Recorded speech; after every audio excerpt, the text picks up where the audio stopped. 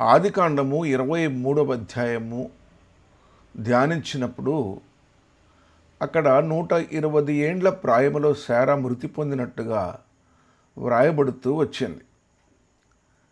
హెబ్రోనును కిరియతర్బాలో ఆమె మృతి పొందింది.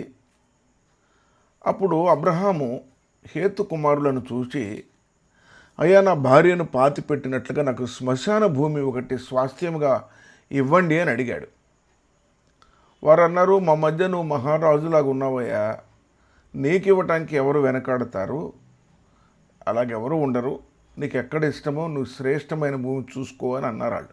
అబ్రహాం అన్నాడు, నా మాట వినండి, ఎఫ్రోను పొలము చివరన మక్పేలా గుహ ఉన్నది. అది నాకు స్వాస్థ్యంగా ఇస్తే దాన్ని నేను శ్మశాన భూమిగా వాడుకుంటాను అన్నాడు. ఎఫ్రోను అన్నాడు, మంచిది, నీకు ఇస్తున్నాను, నువ్వు ఆ పొలం తీసుకో, నీ భార్యను పాతి పెట్టుకో అన్నాడు. అప్పుడు అబ్రహాం అన్నాడు, సరే కానీ ఆ పొలానికి నేను వెల ఇచ్చే తీసుకుంటా, నా దగ్గర నువ్వు దాని ఖరీదు తీసుకోవాలి అన్నాడు.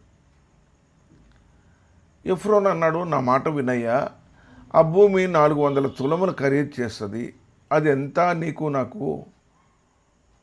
వద్దులే అన్నట్లుగా మాట్లాడినప్పుడు అబ్రహాం అన్నాడు, లేదు లేదు, వెల ఇచ్చే తీసుకుంటాను, అది నువ్వు అలా నా దగ్గర ఆ 400 తులముల వెండి తీసుకుంటేనే నేను ఆ స్థలాన్ని స్వాధీనపరుచుకుంటాను అన్నాడు. అలాగున మమ్రే దగ్గర ఉన్న మక్పేలా గుహలో ఎఫ్రోను పొలము, ఆ పొలములో దాని పొలిమేరలో ఉన్న ఆ చెట్లు అది అంతా కూడా అబ్రహాము వెల ఇచ్చి కొనుక్కొని తన స్వాస్థ్యంగా స్థిరపరచుకున్నాడు.